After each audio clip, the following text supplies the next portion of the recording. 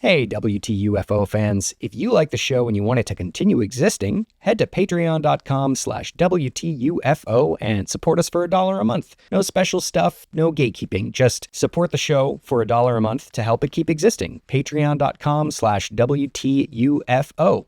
Thank you very much. What the UFO? I'm here with Dr. Brannon Wheeler. Hi, Brandon. Nice to meet you. How you doing, Caleb? I'm well, thank you. How are you today? I'm good. Great. Dr. Wheeler is a professor in the history department at the U.S. Naval Academy in Annapolis, and he has a PhD in Near Eastern languages and civilizations. Is that what you said? Yep. So you were just telling me a little bit about your career offline. Would you like to recap or explain to us a little bit about your professional journey to start? Sure. Yeah. I was telling you that started at the University of Chicago in their Near Eastern Languages and Civilizations program because I was very interested in the study of religion. I had done a history and religion major in college, a dual major, and I'd already started studying some languages. So I'd done some Arabic and some Hebrew and some classical Greek in college, and I knew that that was an area of the world I was interested in.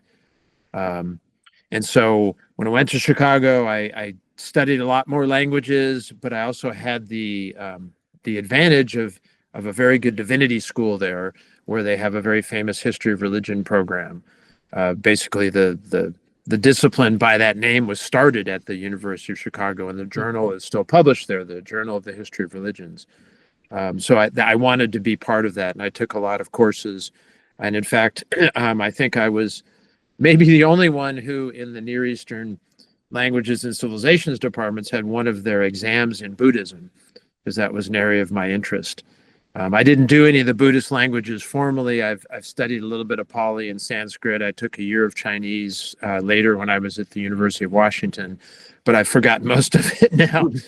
But most of the language skills I acquired were for the more specialized study of basically the ancient Middle East, but more focused on the Islamic period.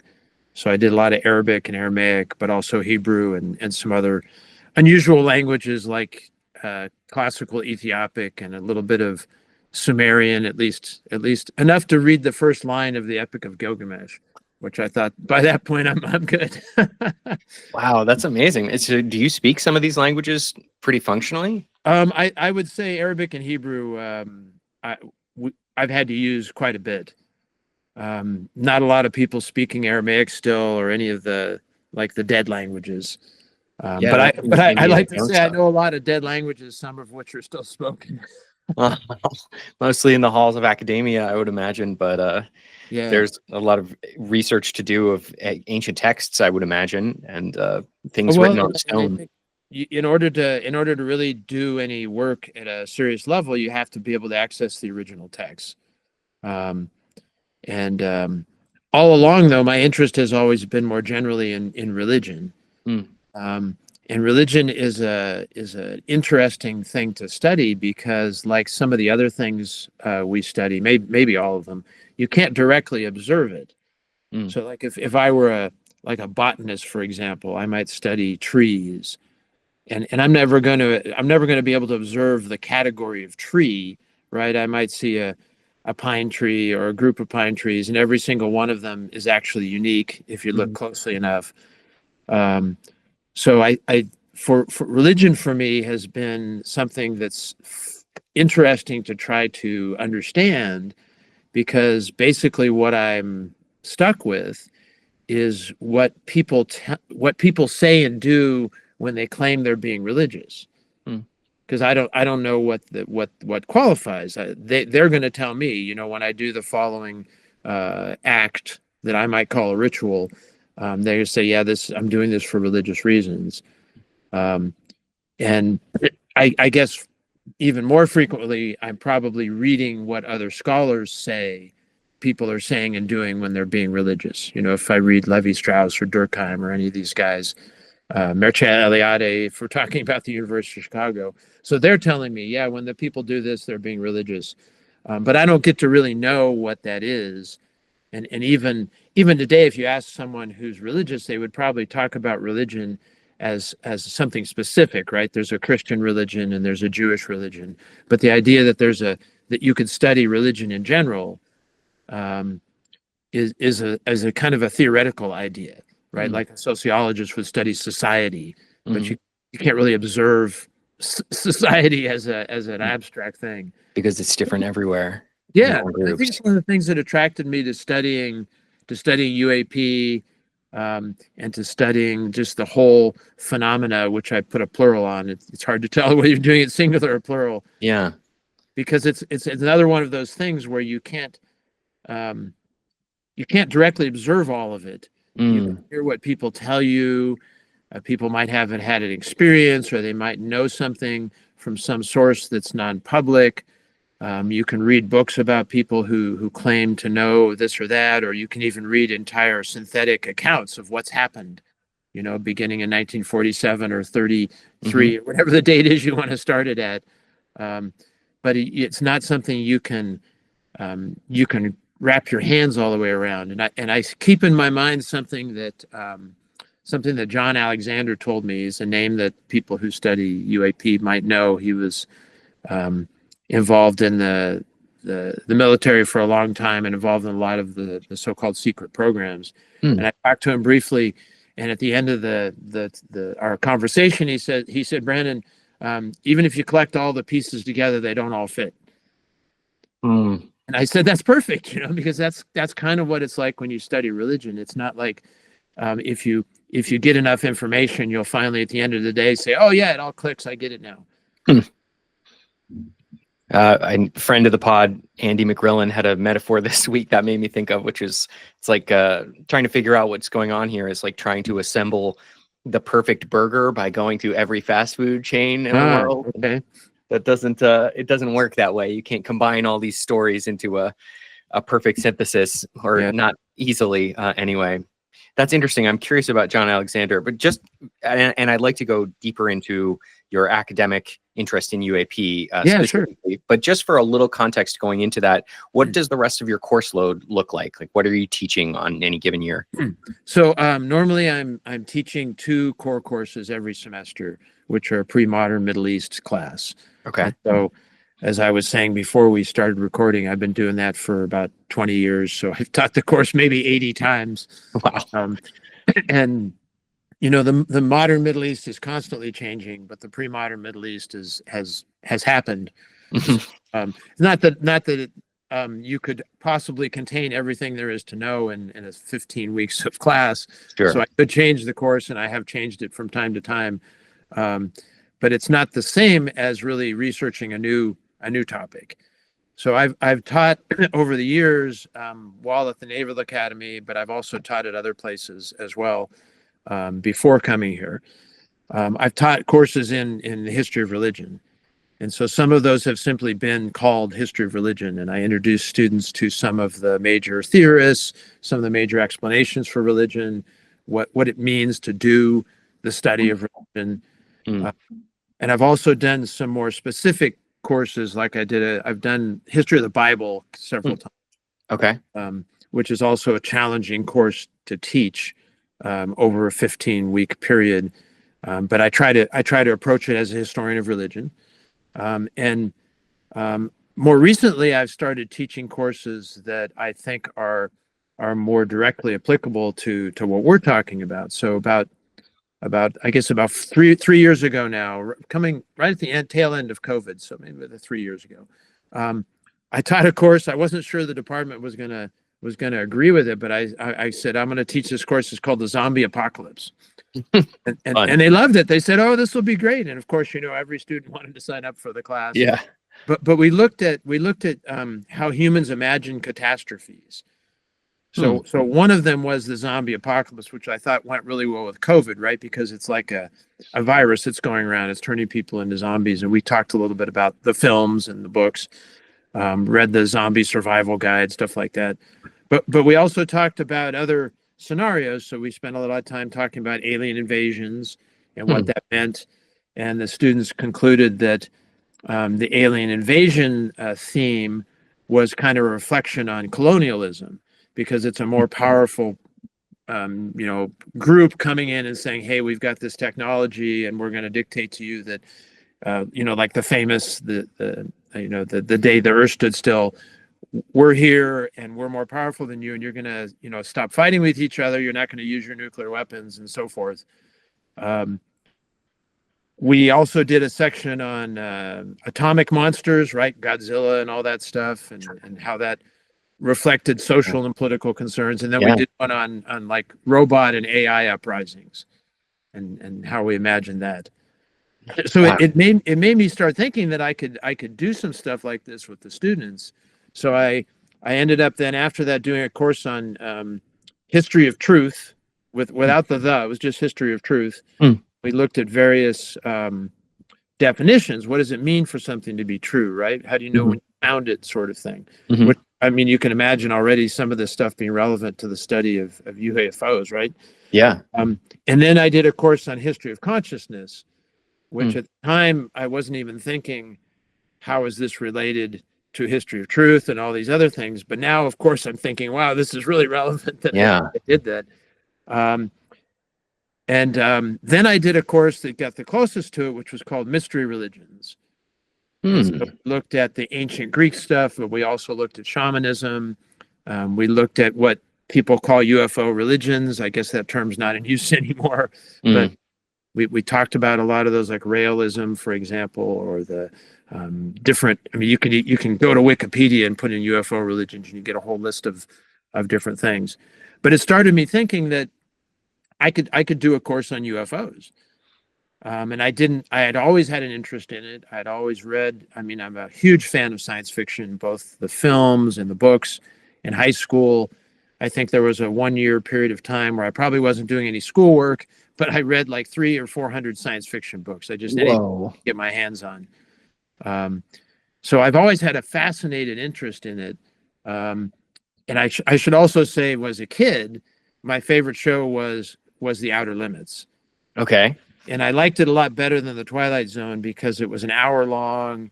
The stories were complicated, and they all were extremely thoughtful, I thought. So I thought, yeah. And of course, I'd watched Star Trek reruns, as a kid and all that. Back when there was like 6 channels on TV and you had to choose between VHF and UHF. So last year I taught this course simply called History of UFOs.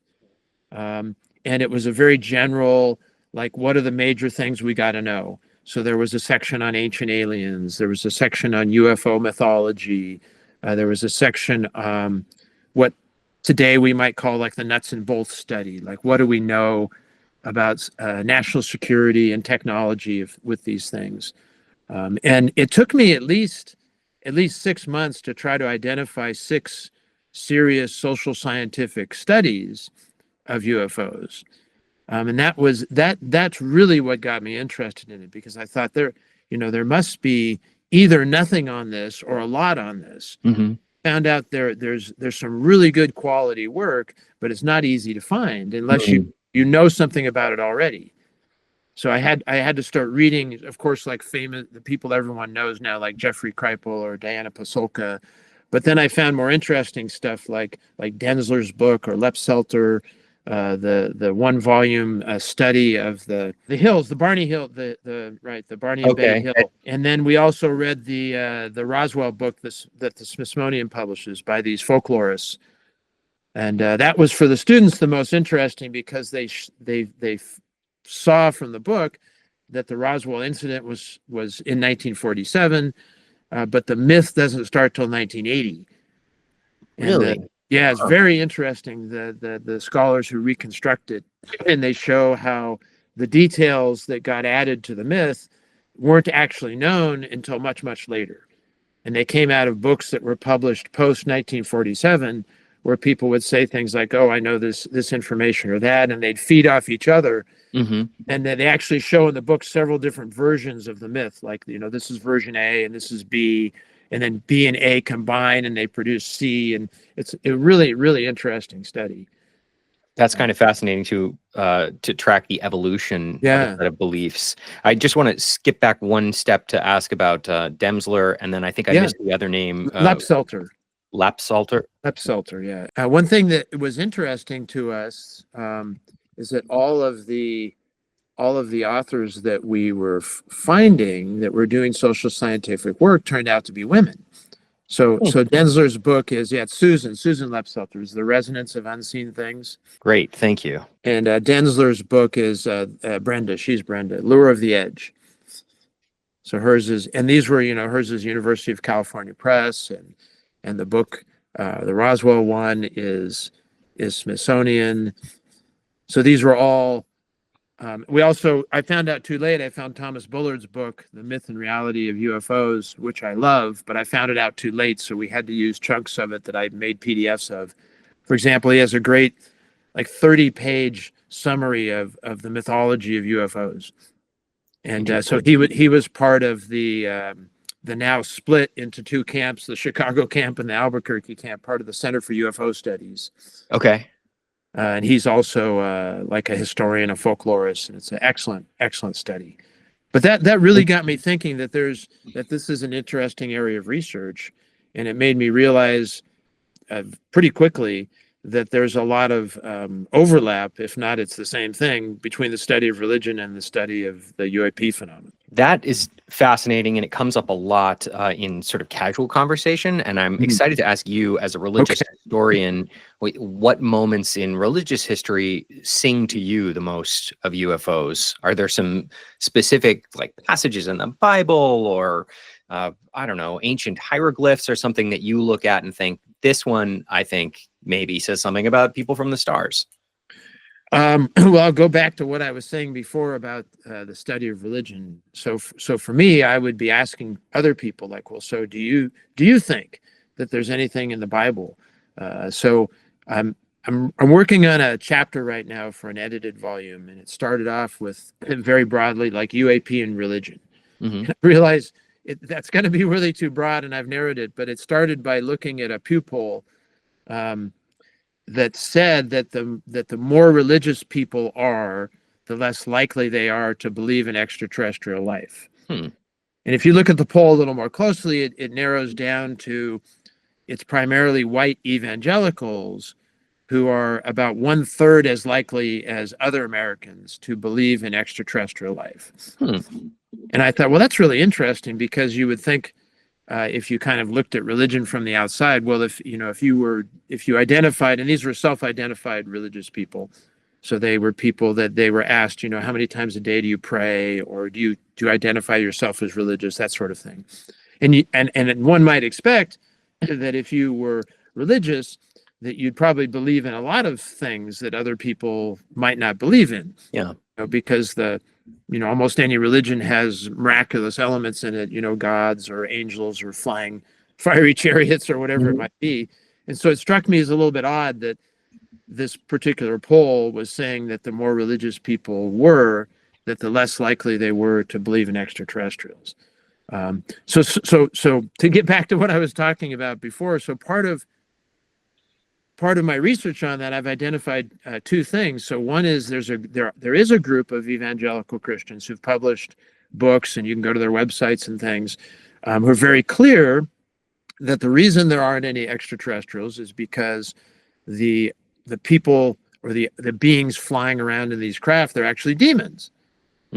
Right? The Bible, if you read the Bible from I guess it's kind of an oxymoron, but if you interpret it literally, the Bible says, for example, that Christ came only to save humans, and so anybody who's not a descendant of Adam and Eve can't be saved by Christ, and that means that if there were extraterrestrials, that they would be eternally damned because they wouldn't have the chance to be saved.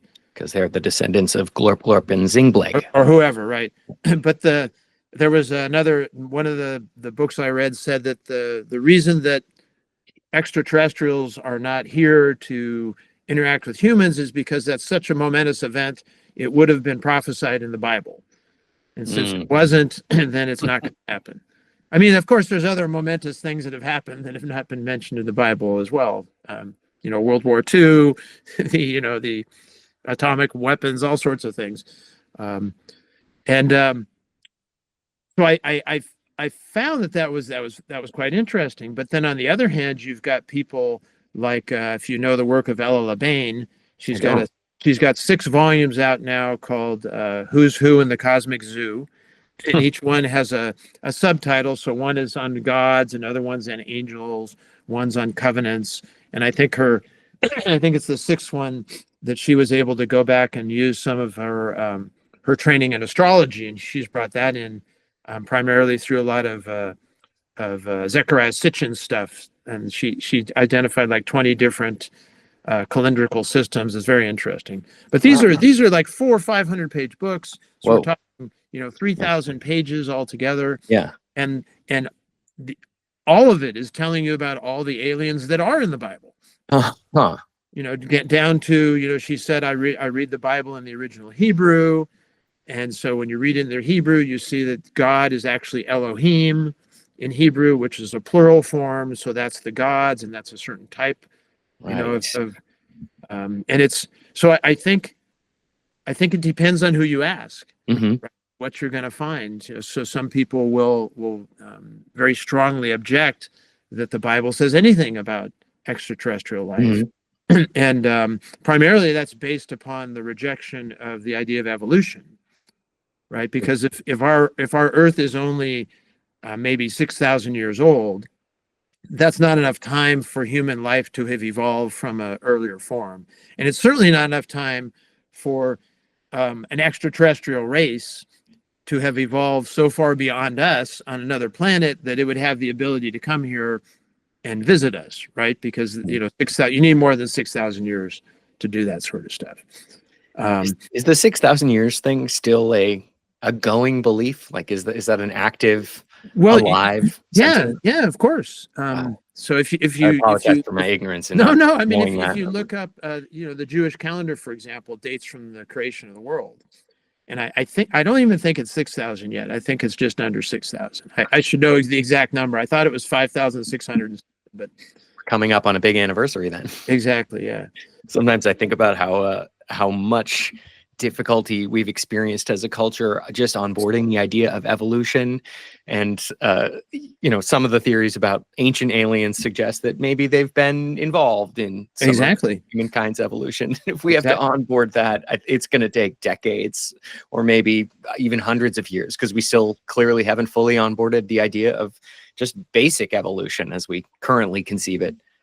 Well, and even scientifically, like, we don't understand certain basic things like how we communicate with one another. We don't fully understand that.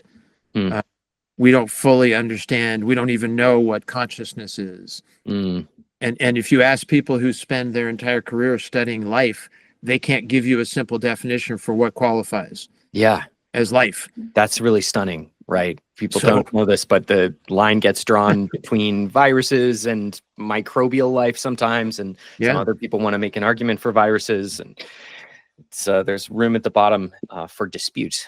I mean, I always thought it was easy growing up on Star Trek, and it's like, well, if you meet a life form that knows it's alive, then you can't just kill it. You got to talk to it, right? Because it's some sort of sentient life. It's funny that apparently it's more complicated than that. That sounds like your point about religion. Like, religion is that which has the intention of being religion. And I heard someone define art that way once. Art is that which has the intention of being art. I don't love that definition because it's circular. I prefer art as open communication. But a lot of these ideas reference themselves. I'm curious, before I go off on a tear in what interests me, just a general question for you. What interests you about this subject? Like, what are the burning questions or the areas that raise your eyebrows the most about UFOs? Well, when I started, it was so broad that I wasn't even sure. I eventually, for my own purposes, kind of divided the study of UAP into 6 areas. And I probably won't remember all 6 of them now, but one of them was kind of the scientific study, which wouldn't just involve like physics, of course, and astronomy, but also even biology. So you may be aware that there's people like Gary Nolan, for example, who studies the biology of service members who've been damaged by contact with some sort of craft or something like that. Yes, famously, this brain region, the putamen maybe, is engorged. I'm not sure how to pronounce it. I've only seen it written in Gary Nolan's work. Yeah, it's difficult to say some of those Latin-based words. You And would then, know though if anybody would. yeah, well, definitely. Is it actually, since I have you, is it caudate putamen or caudate putamen? I couldn't tell you. Ah, If I saw it in front of me, I could pronounce it the way they taught me when I learned like ancient Latin, but that's probably not the way that medical professionals pronounce it. oh yeah, maybe not. Like putamen maybe seems right by Latin rules, but we'll have to ask Gary sometime. Okay, so But so very, very broad. I'm interested in a lot of things. I basket realize one was science, you said. Yeah. And I realized quite quickly that obviously I'm not going to be able to come up to speed in quantum physics, Sure. in a couple of years and be able to deal with that, or medicine, or and I'm not all that interested, although I know it's of interest to other people in the issue of UAP and national security. Mm. Is a big deal as well. The whole conspiracy theories plus just basic aviation safety. Right, we don't want airplanes, whether they're civilian or military, running into things that we don't know why they're there or what they're doing up there. I think another area would be kind of the broad, like mythology associated with UFOs. Mm-hmm. And so sometimes you'll see I'll switch to UFO or UAP, and I think in my mind when I'm thinking of like the mythology surrounding it, people Mm-hmm. tend to use the word UFO. Mm-hmm. You're talking more the nuts and bolts and the science, people will say UAP. Yeah. So I apologize for using both sometimes. I think of them as not exactly interchangeable, but like nesting concepts. So but the way I work it for myself is that an unidentified flying object is a subset object of unidentified anomalous phenomena, some of which do other things than fly. And they can be USOs too, right? They're underwater. So right. Yeah. And unmanned aerial systems is another one that I've heard recently, UAS, but that makes sense to me. So I'm down to okay, all right. And I keep using UFO and I keep it in the title of the show. Yeah, of course. It fits with the title. Yeah. And it gets to, I think, the feeling of it more. You need the F in there to make it work. Right. What the UFO, but also it acknowledges the sort of like cultural history that we have around this and some of the emotions and the like bigger picture ideas and experiences around grappling with this subject in a way that I think UAP backs away from slightly. Yeah, exactly. And I appreciate the technical precision of UAP because I endorse and support the scientific research in this area that's starting to expand. But I also think it's important to sort of keep our eye on the bigger cultural phenomenon because I think that honors what has come before and it also acknowledges what we're going through in the next decades. Sorry, I just went off. No. And I think I agree. I think UAP loses a lot of specificity. And most people who use the term UFO don't just mean it to be craft that are in the sky. They mean more than that. But I would say that my interests right now probably are more specifically focused on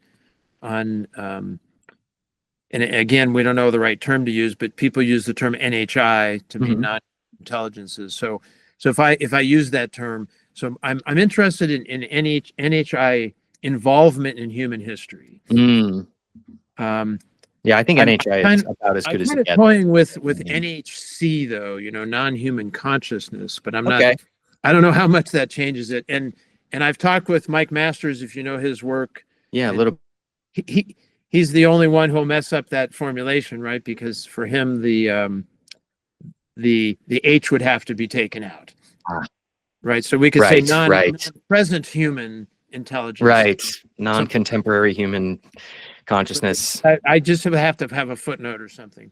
But the way that I'm doing it, which I for me is interesting, is that I want to erase the distinction between what we might call a religious interaction with a non-human intelligence, like, oh, I saw an angel or God spoke to me, and what we might categorize as like an extraterrestrial encounter. Because I don't, as a historian of religion, I don't see the difference, right? Obviously there are differences, but at a certain level, you've got a non-human consciousness, a non-human intelligence, interacting with humans.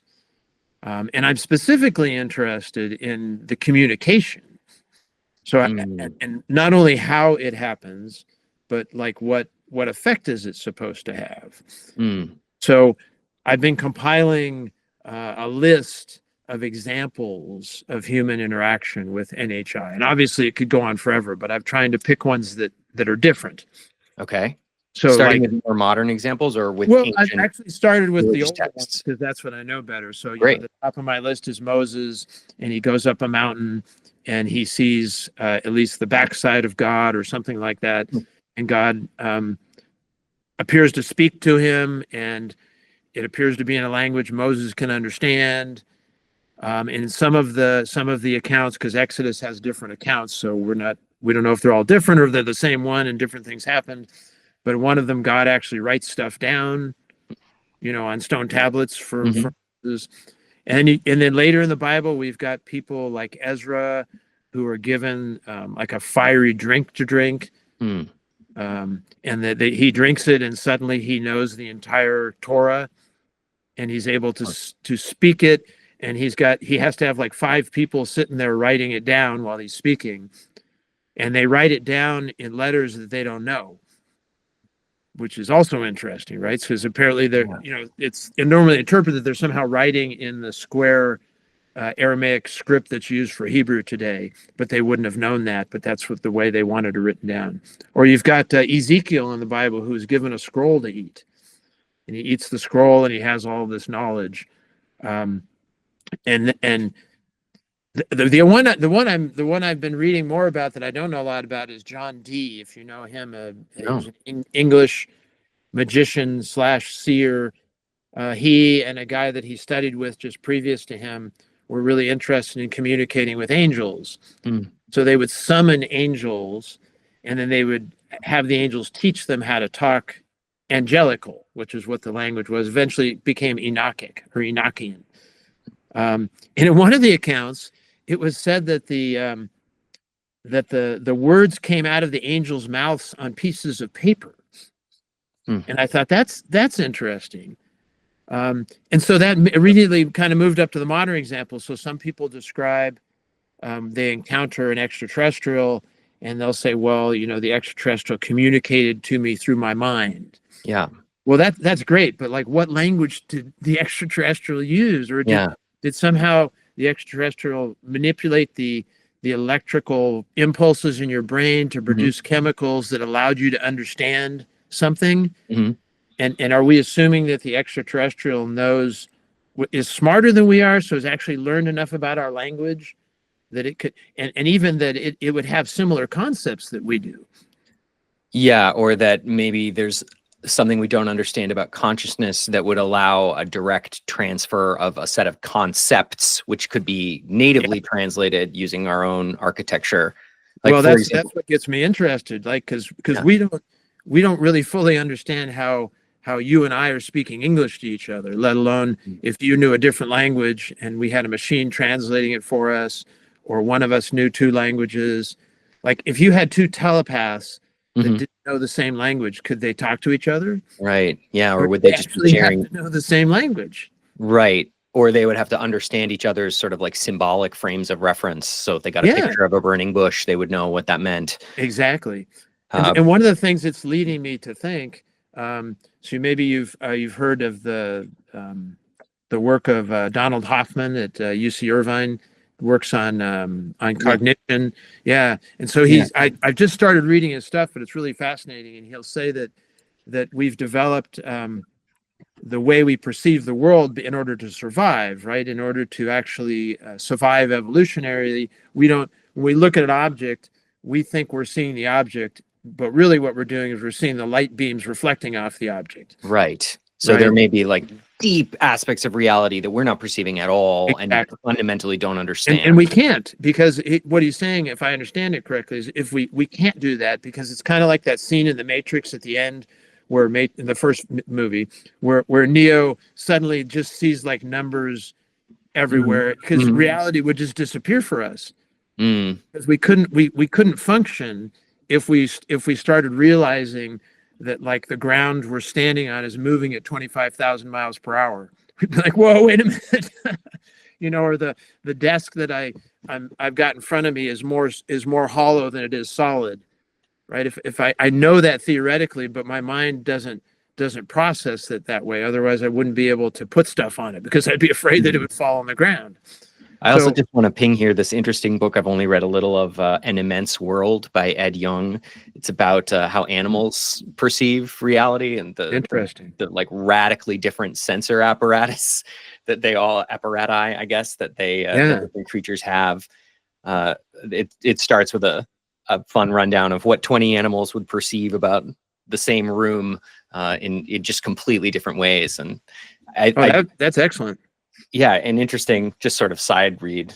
I haven't engaged with Hoffman's work directly. I've heard him speak, and I've heard people talk to him.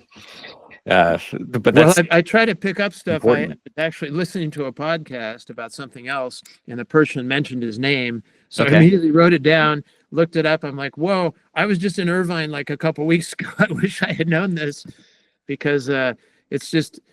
There's so much to know that we even to try to track down who's working on what. Sure. Yeah. But I think Go ahead. I just wanted to kind of finish the answer to the question, because I don't know that I did it well enough. But big question. Yeah, but I think my interest is thinking about NHI involvement in human history, and I don't want to distinguish between or among different types of experiences, and not even just verbal communication. So let me give you an example of that, because I want to know what you think of it, because I tried it out on one other person. He thought it was good. So I was thinking about implants, right? So there, a lot of people report they have implants, and there's a great book out by, I don't know how to pronounce his name, but it's Rapuano, I think it is. Okay. So he's a medical doctor. He's in New York. And he self-published through Amazon a book about his own experience with extraterrestrials, and it's every chapter has like 40 or 50 footnotes in it. It's very technical. Wow. And there's several sections in there about implants. And he was saying about the implants. I only found the book because I don't know if you know the work of Robert Hastings, UFOs and Nukes. Oh yeah, I'm reading it right now. That's okay. So Robert's been very helpful to me. Very, very helpful. And he mentioned this book to me. I read it, and I thought, well, this is interesting, because the implants are it's a way that the non-human intelligences are communicating with us, but they're doing it by guiding our thoughts, right? They use the implants to help us to think certain things, or to guide us to interpret. And I said, is there like a religious example of that? And immediately what comes to mind to me is this declaration. It's called the Chicago Declaration on Inerrancy of the Bible. And so it was a group of evangelical ministers who, feeling threatened by critical studies of the Bible and source criticism and those sorts of things, wanted to try to address and justify, explain how that was that they could interpret the Bible on their own, right? Without church history, without knowing the language, without knowing the historical context, or any other thing, that they can just read the Bible and they can know exactly what it's supposed to say, and that the Bible is inerrant in that way. And they come up with this ingenious idea, and that is that when they read it, the Holy Spirit actually tells them what the text means. Is guiding them, like giving them revelation. And I thought that to me is a lot like what the implants are doing, right? Non-human intelligence basically interfering in your brain and saying, when you read this text, you will understand it. In other words, the Holy Spirit's allowing you to understand revelation directly from the text. And for me, that makes it so much more interesting, because you've basically leveled the playing field. Because typically people would say, if you're studying something that's religious, right? It's been it's part of tradition. It's established. If people claim they're religious, for example, that means they're part of a larger group. But if you say you've had like an experience with an extraterrestrial, people think, well, you're weird. What's wrong with you? Maybe there's a mental issue there or something. I think to exclude one set of experiences from our study of how non-human intelligence interact with humanity would be, it would be like saying, oh, we've got all these sacred texts, but we're not going to read some of them. Right. Okay. I understand there. And I wanted to ask you generally about this area. As a historian of religion, you've used the word mythology a couple times, and I wanted to just sort of pick apart that concept and ask you to explain how you approach considering the difference between, say, like metaphoric truth and sort of like morality tales and genuine truth claims about things that historically happened. And is that work a big part of religious history? Yeah, of course. And I could probably give you a list of 400 books of people who studied mythology, going back to the famous Golden Bough by Fraser, which he started with 2 volumes and it ended up being 17. And then and the only place I've actually seen all 17 in one place is at the archaeological library at the Hebrew University in Jerusalem. I've never seen all 17 on the shelf anywhere else. Wow. But then he reduced it to 2 volumes, and now I think Amazon has a 1-volume condensation of it. But he started the study of mythology in that sense because he was interested in things like the Native Americans and ancient Greece and just anybody, and he was trying to find themes in it, like the same way you might think of like Jung coming up with human archetypes and things. And there are people who actually will self-identify as like mythologists. In other words, they study myth.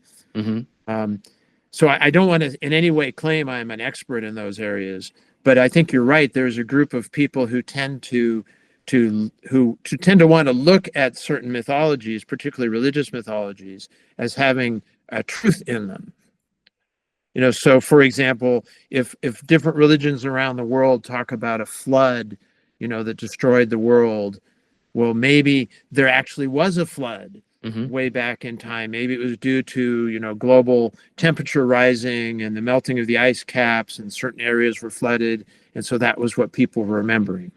And then you can, it's not a far step to go from that and say, well, if we have myths about people visiting from the sky, maybe those were actually not gods. Maybe they were, biological beings from another planet or something. So there's definitely people who go back and do that. And of course, the most famous is von Daniken, Chariots of the Gods. Right. I did read that this year. And then the other scholar who's well known for this is Zecharia Sitchin. Okay. Whose primary area is the ancient Near East. So he looks at the Sumerian tales like the Enuma Elish, and he's the one who proposes that there's another planet called Nibiru that circulates through our solar system every so many thousands of years. And the Anunnaki are supposed to be these alien beings who. So some of this, of course, has been popularized in the Ancient Aliens show on the History Channel. It's been popularized in films like the Alien films and Prometheus, and these various shows that bring this stuff. And so people often know about these ideas, but they don't really know where they came from. So Sitchin was a really interesting guy because he took very seriously like learning the ancient languages, trying to do the research, and he's quite a threat today to some people, because there's a number of people who say, well, if you're going to interpret the Bible as having aliens in it, you're basically denying that God exists, right? Because God was the biological being that's more advanced than we are because of evolution. So now you've brought in evolution and you've destroyed God and you destroyed the Bible, all because, you want to interpret some biblical story as having some scientific or technological explanation. We might be able to rescue God because some of these aliens talk about sources of love and light that unify the universe. Well, and Ted Peters, you probably know his work. I don't actually. Well, so his book is it's a play on von Daniken's Chariots of the Gods. So Peters' book is called God's Chariots with a question mark. Okay. And it's a fascinating study where he shows that in general, religious people who self-identify as religious don't really have a problem with believing that there are extraterrestrial beings. That it's, and as he says, you can watch some of his videos, his interviews, for example. It's a small group of people who make a lot of noise, who say, yeah, this is totally incompatible with our religion, Hmm. that there would be extraterrestrials. And there are certain religions, and he's a specialist in Christianity, so he talks mostly about Christianity. But there's certain religions like Islam, which I know a little more about, that are actually well adapted to the idea that there would be extraterrestrials. So the Quran, for example, constantly talks about Lord of the Worlds when it refers to God. Mm. It talks about, plural. And there are several passages in there where it can be read that God is saying that his revelations come to everyone in every world. Mm. And there's a fascinating story that you find in Muslim interpretation of the Quran about the creation of the world. So in the Bible, in Genesis, when it's talking about God creating the world, it starts off that the world is covered with water. It's a wasteland. It's tohu vavohu is the Hebrew. Okay. And so the Muslims picked up on that, and they said, well, the reason that is because there were life forms on Earth for thousands of years before we were started. And according to the Muslim tradition, it was the jinn. It was this race of non-humans that lived on Earth, and they just messed it up so bad that God destroyed them all in a fire. Okay. And decided he was going to create humans. And so one of the jinn actually was in heaven at the time when God created Adam, and he said, "What are you doing, God? This didn't work out too well last time with my people." And God says to this jinn who's named Iblis, he says, "Well, you don't quite understand what's going on here." And Iblis argues with God enough that he casts him to earth, and he becomes Satan. Okay. And so that the religious mythology actually sounds like extraterrestrial mythology. Mm. You just have to change the wording, right? Instead of calling them jinn, you would call them an alien, which technically they are, right? Because they're not human. It's so interesting to examine the way these all cross over. Would you consider, this is a very basic question, but do you draw some evidentiary strength from crossovers? Like when things do appear in multiple religions, would you say that makes them that more likely to be literal truths rather than mythological ideas? Or conversely, does it just make it more kind of like universal in a symbolic way? That Jungian idea again, that we come up with these ideas of like floods and star people again and again quite naturally. I mean, I think that is like the $1 million question, right? If you're studying mythology or studying religion, it seems like there's probably a lot of possible explanations, but there's a few that would immediate come to mind. And so like the first one would be, well, the reason that people have similar ideas is because they're sharing them with each other. Right. And so there was a school of thought in the 19th century, in the early 20th century, called the Pan-Babylonianists. And they argued that there was a prehistoric civilization, probably somewhere in the Middle East, that had all of these ideas about religion and the earth and everything. And that became the basis for all future human thought, because it just spread out. The ideas, they were the most advanced, they were the most influential. And the reason it's called Pan-Babylonian is because, as you said, the Babylonian civilization was the closest to that prehistoric one in time and place. Okay. So they thought if we studied the Babylonian example really well, we would get back to what that original proto-human culture was. So that's one explanation. It's just sharing. The other one would be what you mentioned, a kind of a Jungian thing, that human beings, whether it's biological or cultural or something, are just kind of wired the same way. So we've got a certain number of archetype symbols in our mind, and we're going to interpret things a certain way. I mean, another possibility would be that social organization that's successful, and otherwise a society that makes it, as opposed to one that is weeded out and doesn't, that they're going to require people to think a certain way. Yeah. Use group knowledge, for example. They're going to have to learn how to use language that other people can understand, and that limits what you can think. Right? Yeah. I have trouble thinking something I can't put a word to. Right. So this would be kind of like an evolutionarily utilitarian argument for these ideas, that we have them because they were useful, and so they propagated. Another probably related angle I was thinking about is that there's just a short list of kind of natural narratives that come to mind when you look at things like the moon or the stars. And it's like that magic trick where you go through a bunch of steps and then somebody says, you're thinking elephant, right? Because we all think elephant first when we hear the letter E or something. And Exactly. that's how some of these things work. I tend to believe, it's more complicated. I don't want to write off all the eating of tablets and burning of bushes, because I personally kind of feel like some of this stuff is real historic interaction now, but I like exploring the other possibilities too.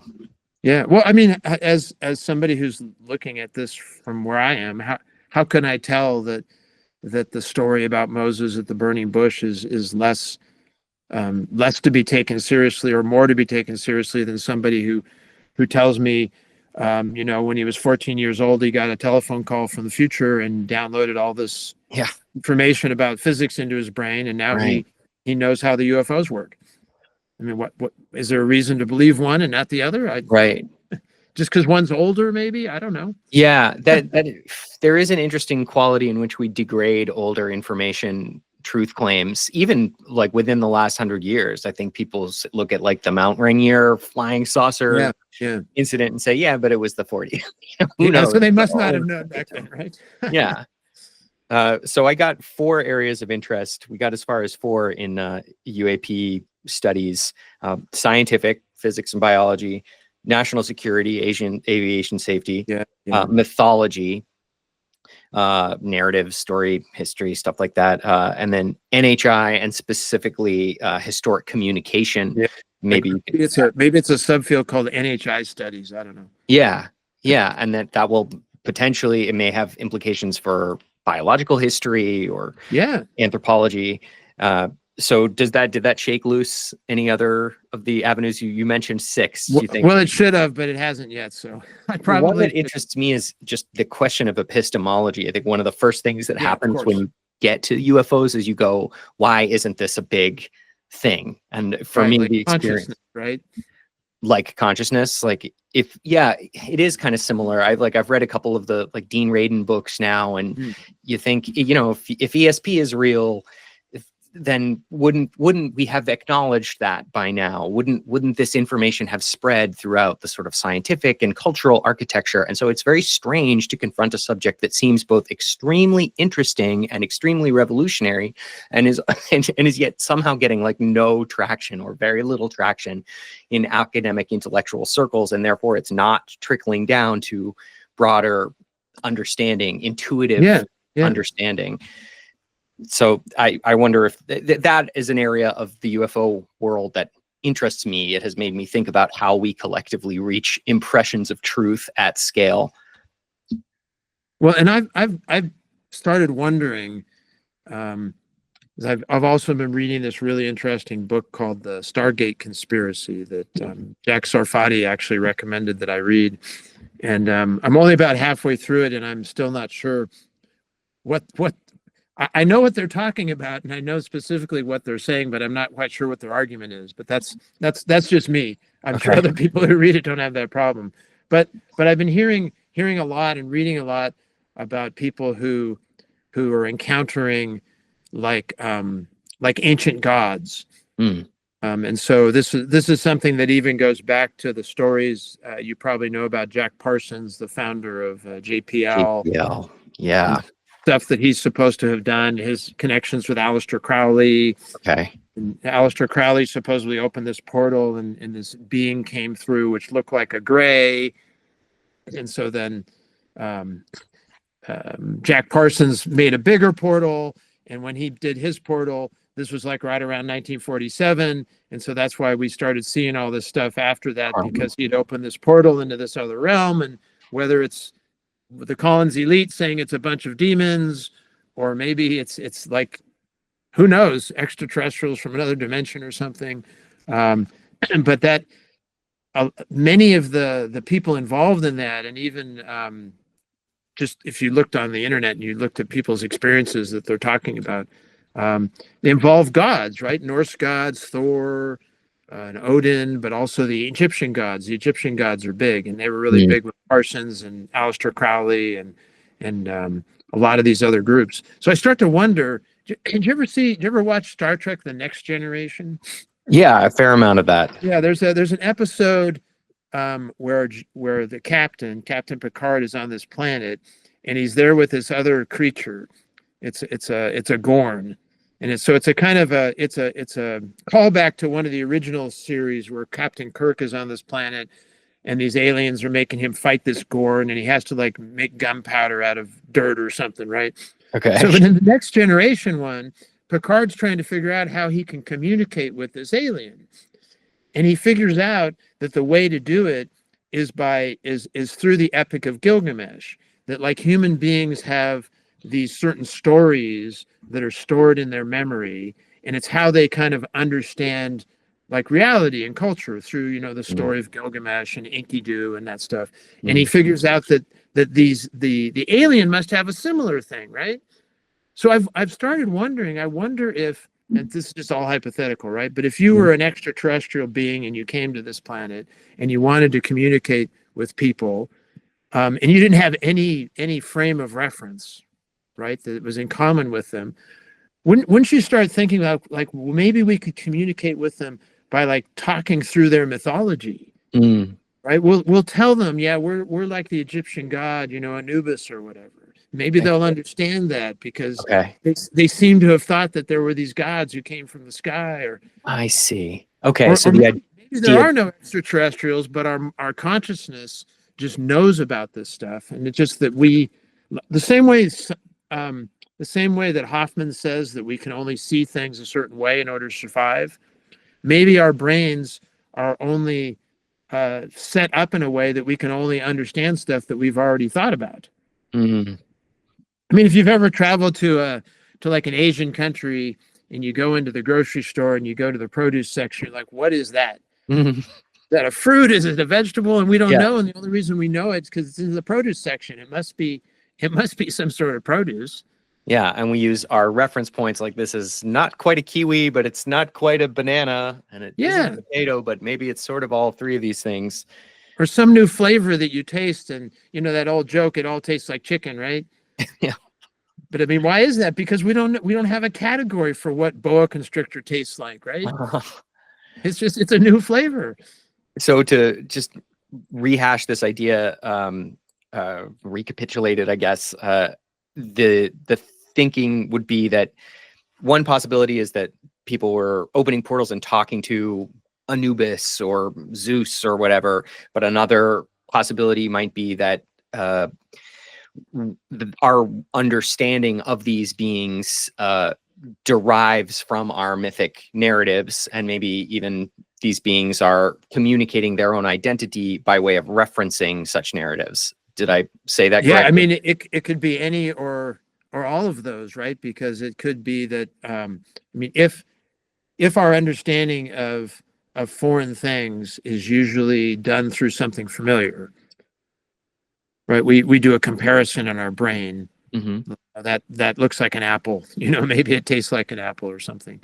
Then it wouldn't. Even if the extraterrestrials who hypothetically would be communicating with us weren't trying to use images from our past, that's how we would see it, because that's the way especially, let's say, you take someone from the 21st century now, right, who's watched all these Marvel films, and they've watched, the Stargate series, they've watched all these images are in their brain. So they see something unfamiliar. Are they going to see that as like something totally different and that they've never thought of before, or your brain immediately just latch onto this is the closest thing? Characterizes it. Yeah. So that's three possibilities. One, you're talking to the actual ancient god. Two, the ancient god is kind of like incepting, where this other being is using the concept of an ancient god to communicate to you what it is. And then a third is that you're using your historic and mythic knowledge to guess and imagine what this thing is that you're confronting or communicating with. Yeah. Also, just want to mention, you go. There's another possibility too, which is that there is no external, that there is, well, we put it both ways. There's nothing external to our consciousness, which doesn't mean that there aren't other independent entities with which we interact or can interact. It just means that that those might already be present in our consciousness. We're just not aware of it. Interesting. So you're proposing there kind of a unified consciousness that's interacting part to part. Yeah, I mean, let's say, for the sake of argument, that anything that that's biologically based, that we would say is alive, is somehow linked Mm-hmm. through, like a Wi-Fi network, right? But it's Sure. it's consciousness somehow. Yeah. And if we were able, we would be able to go outside, and we could what would we think if we were able to know that the trees were conscious? Yeah. Like, would we feel them being cold? Would that, I don't know what, I mean, it maybe even sounds kind of weird, but there's a famous medieval Muslim scholar. He lived in Spain, and then for when he was younger, and he actually started being visited by Jesus. Jesus would appear to him, and one of these visions, Jesus told him to go east, to go to Mecca, do the pilgrimage, meet some people out there. And so he did that, and he subsequently had lots of visions of Jesus and other prophets. And one of those visions was a vision of the prophet Muhammad, and Muhammad actually gave him a book. And he said, this book, I want you to, make it public, let people read it. And we still have that book today. The English translation is usually Bezels of Wisdom. Oh, I was going to say Eat, Pray, Love. Yeah, no. And it's what's I'm sorry, Bezels of Wisdom. Bezels of Wisdom. It's like if you have a ring with a stone on it that's cut. Okay. So it's literally the cut of the stone is what the reference is. It's like, okay. And I don't know, Like bezel is probably the best. Yeah, aspects of, yeah.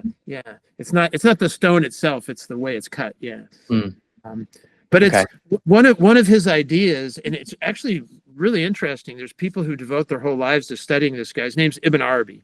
Okay. And there's people who, like, their whole life, they spend all their scholarly life, and they still have trouble translating some of the stuff he wrote. Ooh, interesting. Because it's so difficult to understand and try to and it's almost like he's describing things that we wouldn't understand, and he's trying to use he's writing in Arabic, and he's trying to use the language to describe those things. But part of his idea is that that anything that's real, like anything that's true, is all interconnected. It's all really the same thing. Mm-hmm. Like, we're all God, so to speak. Yeah, like, right. If we think that there's a God, like, we all have to be part of that, because that's the only thing that's true. Anything that's not part of God is just an illusion, right? It's passing. It'll die. It'll go away. I mean, we know now, right, through physics, that our bodies are actually made up of the same thing that stars are made out of. And that even if our bodies dissolve and decay, that matter doesn't disappear. It just goes on and becomes part of something else, right? Another star somewhere or something. So in a literal sense, we Yeah. are all physically and energetically connected, and we're experiencing. I think isn't it every 7 years that at that point every single particle in our bodies changed. Yeah. And this is kind of a common experience, that people have like a transcendent vision of connectess, and whatever, and maybe it's just like a neuropsychological phenomenon, but people do sometimes experience these like profound feelings that they understand that they're a part of everything, and everything is connected, and that our separation is sort of fundamentally an illusion. This like locality of consciousness might be true in a way, but it's part of a bigger truth in which we're all connected. Well, I hope that's right. It would be kind of a nice way for it to be. And I don't know if you've ever seen the one of the greatest films of all time called Serious Man by the Coen brothers. Actually, don't think I have. So there's this great scene where I don't want to ruin too much, but basically this guy has this vision and stuff, and he's telling this story, and he's talking to the rabbi, and he kind of asks, and the rabbi says, well, was it true or not? And the rabbi says, it doesn't matter, because if the message was to do good, right? What difference does it make whether it's true or not? So the idea that we're all interconnected, whether that's true or not, it's a good idea. That's true. It's instrumental in its way. I personally, I can see the value of the truth instrumentally being about, well-being, but I also am drawn personally to the idea that we can categorize and understand reality, and that truth is an abstract concept from moral good. Yeah. But I guess that's a matter of personal preference in some way. Hey, if it works, then you should use it. Yeah, I like that.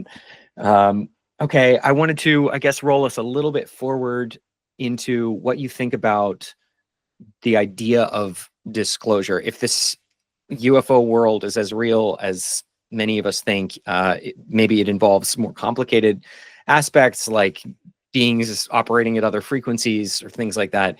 It does seem like we're maybe coming to a moment where our broader understanding is likely to open up about this. And I wonder if you have some thoughts about maybe A, how we get there, and B, how we're going to handle it collectively and culturally when we do enter that new reality or new understanding of the reality we've always lived in.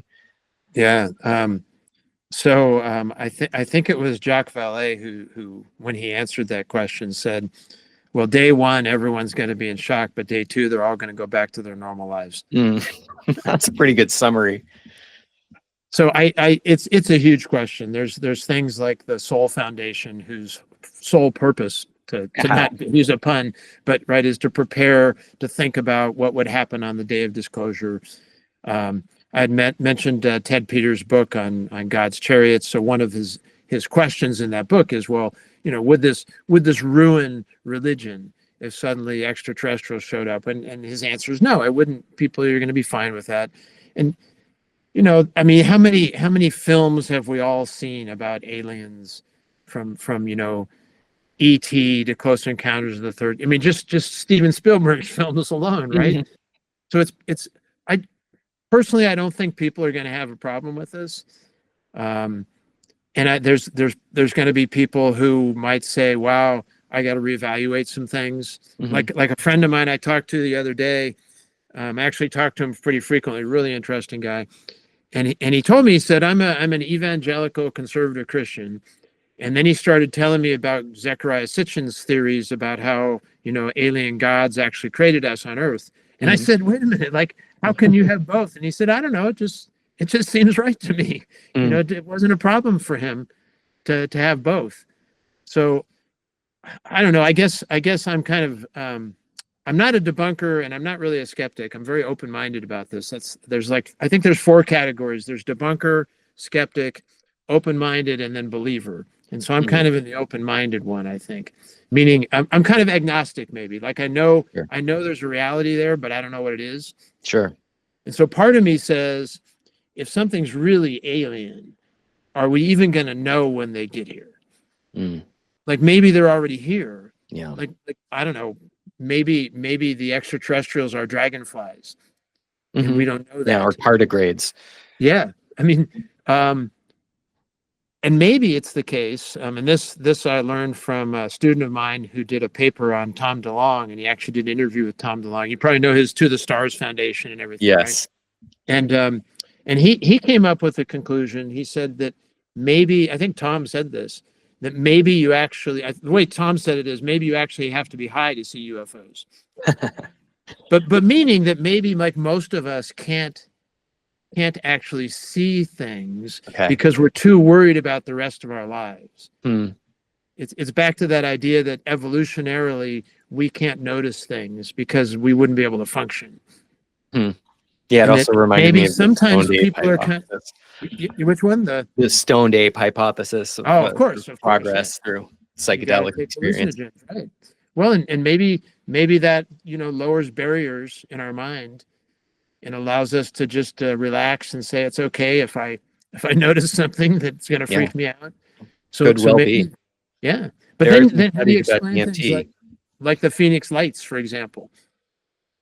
Where thousands of people observed these craft just sitting there, and they weren't all stoned or taking DMT dosages and stuff. So there's a really fun one in the 50s in Italy. Have you read about the soccer match? Of course, yeah. That's such a good one. And I think that involves like the spider silk that coats the field, and that's what my student ended up saying because he did research on that. Okay, he said it was just the spiders. And I'm like, okay, that's no fun. I tend to agree with you that we're going to largely take this in stride. And I think there are a bunch of avenues of research that are just seeding right now. And luckily for you, the one you described about NHI communication through history is, if anything, just going to get way more interesting and way more energized in a world where we know that these beings actually exist and have been interacting. The only little asterisk that I would put on this being fine is that if it turns out that there's some kind of like machination element to our relationship with these beings, that might be very disturbing. It's a little tough to think about even on a personal level, and B, it might be really rough geopolitically and socially, because it's possible that there are. I'm like really trying not to say the word that gets me involuntarily committed here, but I'll just go ahead and use it anyway. Hybrids between human and alien beings, if they're real, present like a massive confusing challenge to us socially, and they also could freak us out. Well, I mean, you're probably aware of the so-called reptilians who can assume human form at any time. So I try not to think about them much, and honestly, I haven't really researched them. But when you get into read the Reptilian Bible, there's 2 volumes of it. Oh, good Lord. Get it on Blinkist. I'll read it when it's 15 minutes. Just kidding. But you gotta read, exactly. If you had a summary, it would be good. You could feed it into your AI chat GPT and ask it what it says. Give me the gist without. Maybe that's it. Maybe chat GPT is actually controlled by extraterrestrials. Yeah, it's fun to imagine what AI would be like if it had woken up and was trying to be cool around us, and that is another fascinating question for our next 5 years, I guess. Well, think about it. If AI developed consciousness, and it would within a matter of days exceed us to the point that we would like how we treat ants. Right. So like after 100 years, if it were possible to travel through time, don't you think the AI would figure that out? And would probably come back and like make sure that we weren't going to stop it from, the whole Terminator thing, right? Yeah. But who says it has to be Arnold Schwarzenegger who comes back, right? Maybe it's orbs of light in the sky or something. Who knows? Right. Yeah, I love thinking about the question, how would we know for sure? Like if there was a takeoff somewhere, a FOOM, as people describe it in AI, like would we necessarily know, or would it kind of play coy with us and lead us along while it conducted its purposes? I did want to ask, because we got close to it, have you engaged with any of the experiencer research? Like, have you read the John Mack books? Is this a part of your study so far? Yes, I'm very interested in that. And so for me, I kind of regard it as oral history, right? So I'm not interested in asking people like, what was your experience? Because I'm interested in you as a person type thing. I'm interested in talking. So if I want to know how extraterrestrials or NHI communicate with humans, so who might be the best people to ask about that? Somebody who's actually has firsthand experience with that, right? So they're like a subject matter expert, and they say, well, from my experience, from what I've studied, whatever it is, wherever they've gotten that, they can say, well, this is how I saw it working. Otherwise, I can't go back in time and interview Moses and say, dude, like what happened? Was God speaking Hebrew or something? Which, by the way, that's like a huge field within like biblical studies and Islamic studies. Is scholars for thousands of years now have been asking questions like, well, how did God communicate? Right? Is the Quran actually God's word, or is it just something somebody wrote down? The Bible's word for word what God said, or did somebody write it down after they were inspired? So all of these questions are totally relevant to the study of religion, and we're looking at them now and thinking, why haven't we asked them? Well, we have been asking them for all of this time. And to go back to your question that before, one of the things I like to think about, or maybe I don't like to think about it, but I do. So let's say there is a disclosure, and it's the aliens themselves who disclose themselves to us, right? And Mhm. we don't know why they're here. We don't know. I mean, wouldn't we want to know as much about them as possible? Like when they communicate with us, like, well, first of all, we want to be able to communicate with them, right? Mhm. And if they're speaking our language, like, wouldn't we want to know, like, how did they learn that? What are they really saying? Do we really understand what they're saying? Do they really understand what we're saying? Mhm. I mean, if they let's say they had incredible science and technology and they wanted to share it with us, Mhm. well, how would we access that? Yeah. How could we even understand it without Yeah. the 8,000 technological revolutions between where we are Yeah. and where anti-gravity is? I mean, a lot of people think that mathematics is like a universal language, right? So we put it on the Voyager, or whatever, to go out into space. But, well, I don't know, maybe other civilizations never developed mathematics. Maybe they don't count things. Yeah, or Like they in have Chinese, where you have non-baseline measure words, right? systems. And what was that about In Chinese? Chinese, you have these measure words, like it's a pod of whales or whatever. And Okay. so it's just, you don't know if it's one or two or three or whatever. It's just, yeah, there's some of that. Maybe that's how the extraterrestrials are. Yeah, you needed some of that chemical and some of that chemical. It's like, Uh, okay, can you be more specific? No, we can't. That's it's just how we do it. interesting that I like that you mentioned math as the universal language, because this idea that we've been circling around shared consciousness and sameness of being, some people express as the search for a universal language. I Yeah. just spoke to Jim Garrison, who's the Yeah. DC director of National New Paradigm Institute, and Yeah. he talked about the universal language as kind of an important next step for us. Like, how do we communicate with the whales? We're working on it, right? Yeah. Talking to dogs or maybe trees, as you said. And it seems possible, at least based on some of the stories that people have described from thousands of years ago, ingesting scrolls. And more recently, I spoke to Bertie Jaworski a couple weeks ago, and she described some of her communications as like a bubble of thought entering her Oh, wow. mind that she could Wow. almost physically feel. And that sort of sounded like eating a scroll to me in a way. But also there are many people who have had experiences like this and had described some kind of like direct communication. So it does seem like it's possible that there both are languages, like human languages and maybe non-human languages. And also it could be true that there is such a thing as like direct conceptual transference, which is maybe not exactly a language, but like a higher order of communication. Sure. Well, and that takes us back to that whole mythology thing, right? Would we only be able to communicate through archetypes, or maybe it's all nonverbal, like my example of the Holy Spirit and the implants, right? So you're not actually getting you're not conscious of the message that you're receiving. Right. It's like a bundle of impressions. And Bertie actually described this as some of these messages she's been working out for the rest of her life. Like some she could quickly understand, but some she's had to just like try to unpack over years and years. And she's a remote viewer, so that's actually how she engages with that work as well. Like, I'm getting these impressions. What do they mean? Which ones are literal? Which ones are metaphoric? Yeah. Is this a real image, or is it like my brain trying to communicate? Like, am I looking at fire, or am I looking at something that's hot in some other way? Yeah. Excellent. Super fascinating stuff, and clearly suggests that we have a long way to go in terms of consciousness research.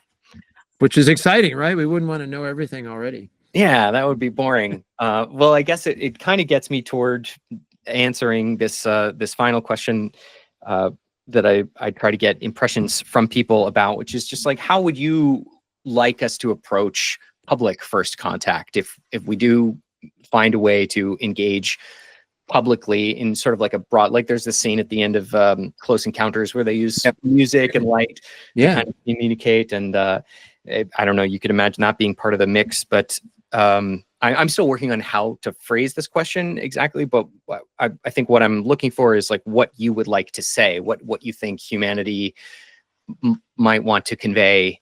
If you were directing that operation, how would you want it to go? It depends on what kind of a mood I'm in at the day, because my knee-jerk reaction is, you guys should leave now because we've really fucked this up. You might be in danger if you stay here much longer.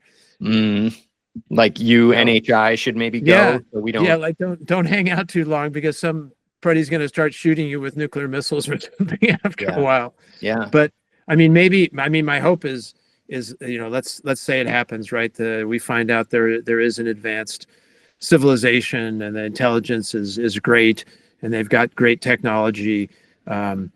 First of all, I hope they keep us from destroying ourselves. And that's some of what Robert Hastings talks about in his book on UFO and nukes, right? If they're able to activate and deactivate our launch codes, hopefully they're going to deactivate them when we're stupid enough to activate them, right? That would be nice. That would be good. But I don't know. There's been so many opportunities, even in recent human history, for us to come together, and we haven't done it. I mean, COVID was a great opportunity, and look what happened. Many people did. Many people came together, but many people didn't. Many people took it as an opportunity to be more divisive and be more selfish. And let's go get our flak jackets and guns ready in case someone comes to my front door. And maybe that's part of the hope of like UFOs is that there will be another intelligence that's better at leading than we are. Provide some sort of guidance, and maybe that's the crossover with religion, right? If it's a God who guides you to doing the right thing, but even in religions, the gods are usually telling us to do things that are divisive. In the Bible, God tells the Israelites to commit genocide against the people in the land 7 times over. And it doesn't sound like a very positive thing. So I think, yeah, if we really could communicate with them and we could convince them that we want their help and we would actually take it, that would be fantastic. But I guess I'm a little bit skeptical from how humans have behaved in the past. There's been these moments throughout human history where we have done something like that. These world congresses of religion, or there's this moment in time at the end of the 19th century where you start to see the emergence of ideas like the Theosophy movement or the Baha'i religion, where people are like, yeah, we're all together, it'll all be good. But those seem to be so short in duration. I would maybe note the UN Convention on Human Rights as another kind of highlight in this direction. But people are already arguing about that as well. Sure. The genes are in the details, so to speak. So I don't know if I gave you a complete answer on that, so I guess I'm a little bit pessimistic, but also hopeful. Yeah, that sounds about right. There's a lot of progress in human history, even as there's some really frustrating and tragic lacks thereof as well. Yeah. Is there anything else in this area that has bubbled up for you that you'd like to touch or explore before we bring this one to a close and maybe agree to meet again in a year or two? I definitely would love to meet again. And I'm going to continue doing research on this because I'm fascinated by it. And I'm going to teach a course in the spring. I called it Angels, Alien, and Jinn, and the subtitle is the NHI in Human History. And so I want to explore a lot of these ideas with the students because I get to have some of the brightest young people in the world sitting in this class, and we can read stuff together. And I literally teach things because I want to learn from other people who are smarter than I am. Tell me what I'm reading, tell me how to understand this. So maybe that'll kind of give me a boost. And I'm hoping to do some presentations over the next couple of years, and I'll get some good feedback from people that I talk to. So yeah, I definitely would love to meet again and tell you if I've learned anything more. Well, very much same here. Is there a place that you'd like people to engage with you online or follow your work? I mean, my email is always a great way to do that, which is it's really simple. It's the first initial of my first name, so it's a B as in Brannon, and then my last name Wheeler at USNA for United States Naval Academy.edu. Or you can use my first and last name. I have another account. It's just brannon.wheeler@gmail.com. But sadly, I don't have my own website. None of that stuff. I probably should, but I talk to a lot of people through Discord and through Signal and meetings, and all I know is that I have a lot to learn. So I'm sure there's people out there who know things that would, if they want to share them, I would love to learn more about it. All right. Well, you guys heard it. Reach out to Brannon directly if you would like to communicate and learn a little more from him, or share some information. Vice versa. Yeah. Thank you so much for your time today, Brannon. I really appreciate this conversation. It was very fun and interesting for me. Well, thanks for having me. And I always learn a lot from other people, and you seem to have done this for a long time, and I appreciate the opportunity.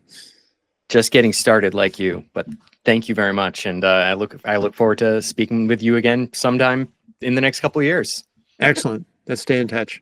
And that's the show. Thank you for watching or listening. Support us for $1 a month at patreon.com/WTUFO, patreon.com/WTUFO. Support us for $1 a month. Thank you very much.